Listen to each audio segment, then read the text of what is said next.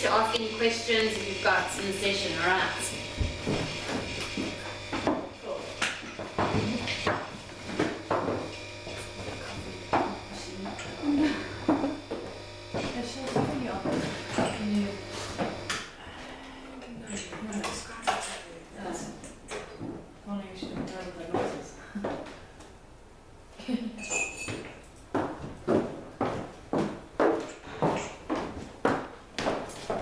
Okay, thank you very much, all of you, for giving up your Saturday morning to come and spend it with me. It makes me feel very honored. I'm just going to, for the people that don't know me, I'm just going to go through a little bit of who I am. So, you know, before Facebook was even around, MySpace was there, and that's where I kind of started with social media, was back in MySpace. And before that was actually MWeb. I don't know if you guys have ever used MWeb chat.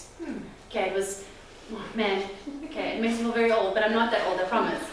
And then Facebook came into South Africa, and everyone was kind of like antsy about this new platform, but it took over, and that's where we went. And then in 2009, Twitter launched in South Africa, and I joined, and I know, do all of you have Twitter accounts? Do you all use them quite actively? When else did you use yours? I can't remember. Okay. I'm very bad at it. I did the same. I only started using mine at about 2010. So I registered, I put out my first tweet, and that was it. It stayed dormant for about a year because I didn't understand it. It seemed like a waste of time to me, and I didn't get the appeal. I was like, well, you know, I'm following so many people, and all I see is these updates that I don't want to see. From there, I actually started writing for a website called My City by Night. They actually I met the guys that own My City by Night off Twitter. So when I started using Twitter to network and getting to know what the platform was about, we actually met up for a drink, and they're like, oh wow, do you write? Do you want to submit something, and let's see if we can use your stuff on the site? And that's how I started writing for them. I started writing quite interesting stuff. The topics, some of them were quite risque, about waxing, whether you should be waxing or not as a woman, and stuff like SAB Miller used to do these parties that were aimed at certain markets because that's their marketing. So you would get something that's aimed at just the white people, just the black people, and someone actually got quite upset and said, I've got invited to this, and it was clearly racially based. And I wrote an article about how that's what marketing is. I mean, you get marketing directed at women and race, so I got quite a bit of flack for that. And it stays there, it's on the internet, it's done, but it's where I started, it's where my writing career started. From there, Flux Magazine actually approached me, and I started writing some pieces for them. It was very awesome to see my name printed on an online magazine. It was a very proud moment for me. And I did a lot of the movie reviews and feature pieces for them, like a Kid Rock piece and stuff like that. So that was quite an interesting step in my career. From there, I actually got invited to go to the U2 concert, which was hosted by 94.7. And I met with the marketing manager, and they started looking at what I was doing on all my digital platforms, and then they actually created a position for me at Highfield. And I went over there as a social media brand caster, which is basically just casting out the brands and actually talking about them. And I worked on stuff like the 94.7, Cycle Challenge, Walk the Talk, and I worked very closely with the Lead SA guys. And I also did some 702 stuff, but there was just too many brand portfolios for me to run. So I actually pulled away from 702 and focused majority on this. It was a really nice time for me. Probably the worst and best time of my life. I won't go into why it was the worst, but the best was I got to meet some amazing artists. I'm sure Josie will know all about that kind of lifestyle, meeting with the artists and just the famous people. It's very humbling because you realize that they're also just people, and put people on pedestals, which is, yeah. So just to break some ice here, I don't know if any of you have actually seen Anela do the Harlem Shake. I'm in this video. Okay. Sue? Yeah. Where's the play button? Have you entered? Oh, there we go, there we go. We might have to put the speakers up on there as well. She's just had a baby, hasn't she? Yeah, she's a little boy. So cute. We need to make her this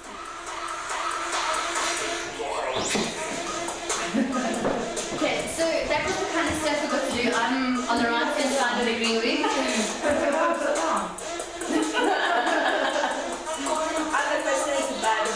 Just in the background jumping. And for those of you that know me, fun funnily enough, not much has changed with the wigs. Because then I went on to own a lot more wigs than just the green one. Alright, what am I doing now? I'm actually working for Maropa Communications, and some of the brands at the top, I know the logos are very small, but those are just previous brands we've worked on. Was the Nelson Mandela Children's Hospital, Jerseys for Josie, the Consumer Goods Council, the Brand House Drive Dry concepts when they launched, we were involved in that. And then St. Petersburg Ballet for Swan Lake, we do their stuff every year they come in. And then current clients is Jaguar Land Rover. We do Ford South Africa and Ford SSA. The Sanroll, which is probably one of our most controversial clients, we do them. Sasol, South African National Blood Services, DSTV, ANC and Westbank. So our two major clients at the moment are Westbank and Ford. Jaguar Land Rover, we do more design work for them, and just if there's a crisis, we just try and give what, you know, kind of perspective on what we do. So that's who I am. It's good to see you don't work for Bic. They're in the presentation. I'm glad you mentioned that. Okay, so this is what we're gonna go through today. Just social media gurus, the role of social media, building brand trust and love, personal brand, the dangers of the internet, which is where we'll find Bic, culture, and then telling a story and best practice. So those of you that were in the presentation last year will know the culture and telling a story. I think it's still very pertinent, and it's important to understand that that's where your strategy needs to come from. And then best practice, and then we'll, please feel free to ask questions. I know we'll do a quick Q&A at the end, but if there's anything you need to ask, please don't be shy to ask it. Okay, so what is a social media guru? And I'm going to ask you guys this question, because I'm looking for answers. Shay. Okay, No, I'm Shay? saying Shay is the Social media guru, yeah. No, take it as much. What is the definition of a social media guru? Well, I suppose anybody who can generate enough hype that something gets shared multiple times. You understand the medium well. Okay. What is the definition of a guru on its own? A leader. Teacher. Okay, An expert. there we go. So do you believe that if you had to put social media and guru together, that thing actually exists? No, because it changes so often that you can't possibly be an expert at it. That is the answer I'm looking for. Okay.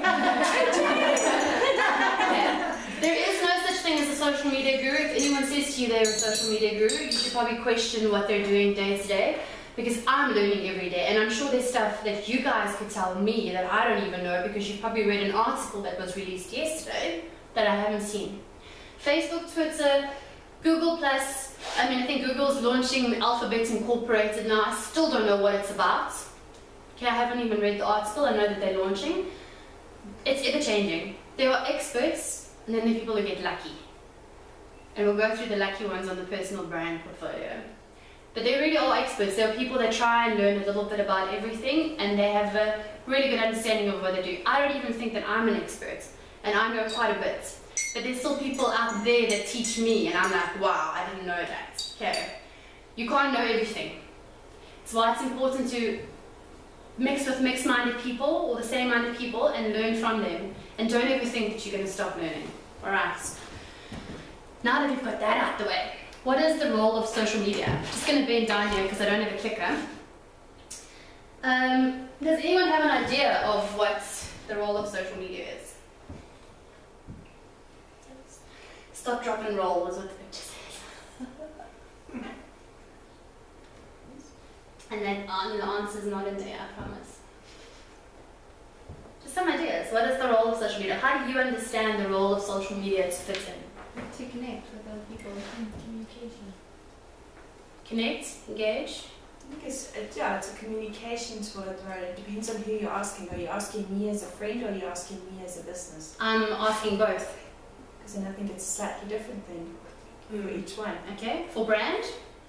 For brand, essentially it's communication for me.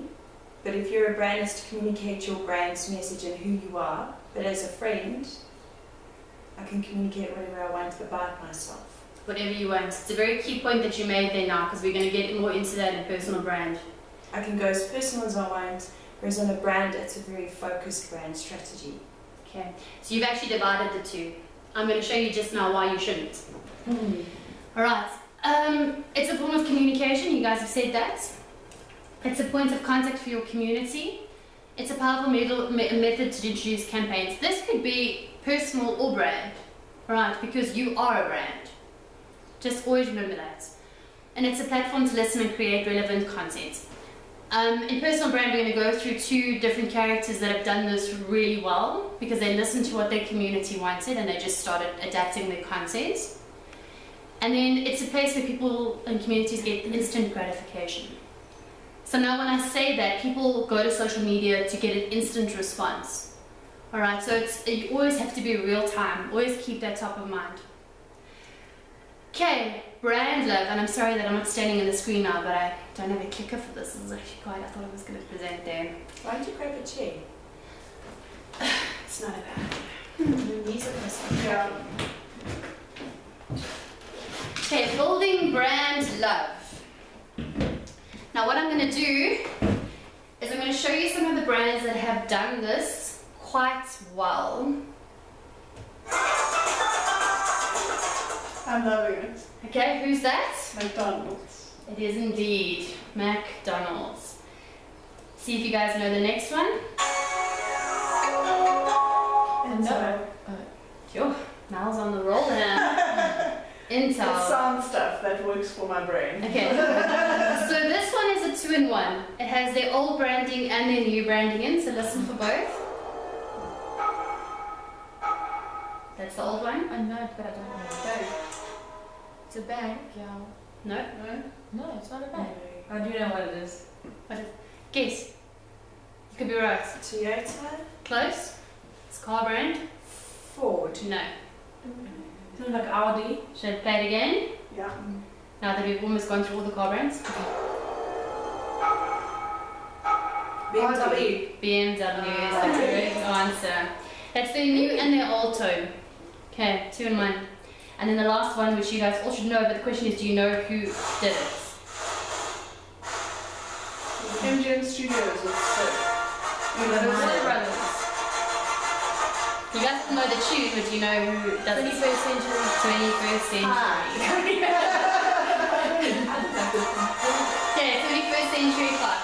So these guys have actually just taken brands and made them so identifiable that you have a love for them. That McDonald's thing, I'm sure by pulling in Justin Timberlake, it did their brand like, you know, a world of good, because then everyone was like, oh, I'm loving it, that's the song everyone was singing. Is McDonald's good for you? That's a whole another story. So how do you build brand trust and love? Does anyone know? How do you get to a point where people know your brand and they love it, and it doesn't matter what you put out there? And Nando's is a very good example of someone who's learned how to build brand trust, because you know when they put it out, it's going to go viral. I think People are going to share it and they're going to love it. one of the things is that it's quite a common, strong communication. Like it's like you know that the Nando's ads are going to be humorous, done and dusted. Yeah, like staying true to what they. Staying like true. Yeah, they don't. That you can get a chocolate for that. Staying true to your product. Yeah, very good answer. Consistency? Consistency. Anyone else want to guess? So, from doing some of the brand stuff, we've come up with a couple of points that we think is how you should do it. So, you should communicate in a consistent personal brand, which is what we said, consistency. And the personal brand voice is very important because you need to understand what your brand is. You need to understand what tone of voice you're using and the personality, and the only way to do that is understand your audience. Okay?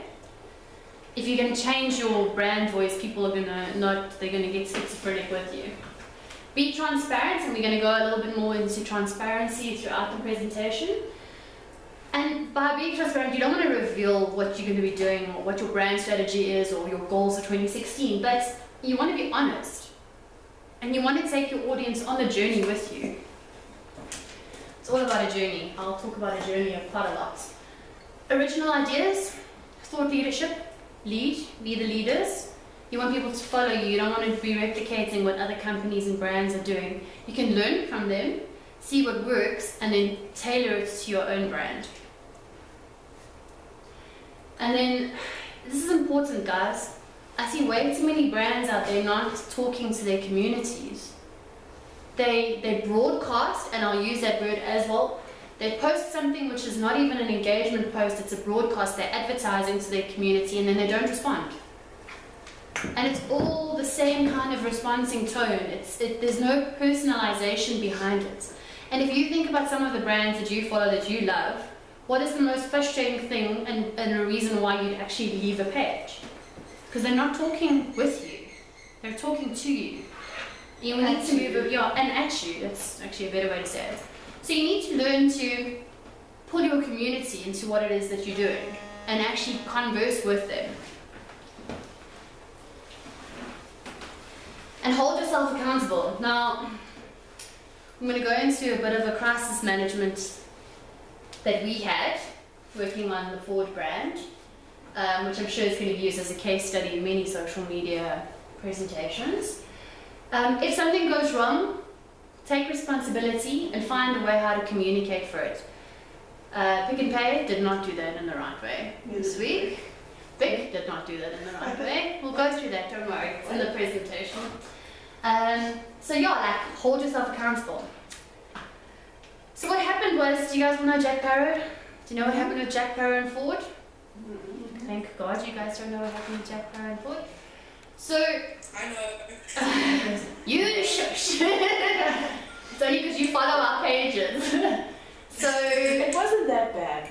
no, it was. If you see the amount It of kind of rubs off. yeah, no, it was bad. What happened was sometimes PR tends to work in a silo, and Jack Barrow was performing at a Ford event, and when he went onto stage, he did the radio versions of all these songs. He was very diplomatic. He didn't use any of his swear words, and then when he got on stage for the event, he started using his normal words and stuff, and it was communicated that we needed radio edited songs. Okay, at 12:42 a.m., because we're all awake at that time to prevent a crisis from happening, he proceeded to post the following on Facebook and Twitter. Can you read the Facebook one? Sure. So last night I played at a Ford South Africa function and got asked to leave the stage 3 songs in. I hadn't even dropped the P-bomb yet.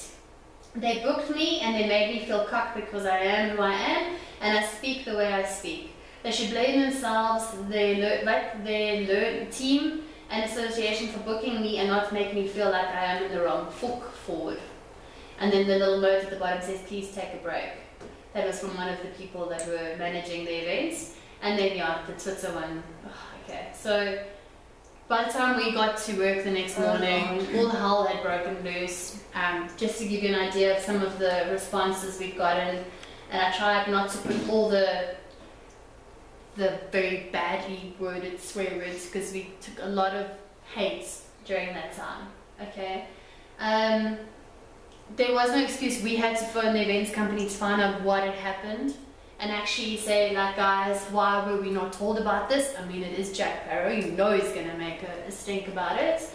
And yeah, it went on. We went out throughout the day. We needed to come up with a press release. We needed to phone Jack Barrow, get his side of the story, phone his manager. And it just went on. Okay, like, I can't even tell you how many messages we got. This is some of the Facebook stuff. Again, I tried to get all the other threads were just like the worst kind of language. So I just took the 2 that didn't have any swear words in, but yeah. So we had to regroup, we had to take ownership. We had to realize that our team on the marketing side had made a mistake. They probably didn't handle it the best way. From his point of view, like, they were in the wrong, and unfortunately by this stage he'd already made such a stink that was the only way it was going to roll out. So we had to come up with a really quick solution. And this is what we did. Okay, the Facebook post says, Ford is the only F word that should be used at our events. Okay, nice. We've spoken to Mr. Barrow, and we hope there's no hard feelings. Okay, and that's the image that we did. Yes, we did that because he always says that. Okay, got to take ownership. Our team made a mistake, there was no way, there was no throwing the blame around. Own it and move on from it. It's very important. The reason why I went into personal brand here is because there is a misconception about personal versus company brand. What is a personal brand?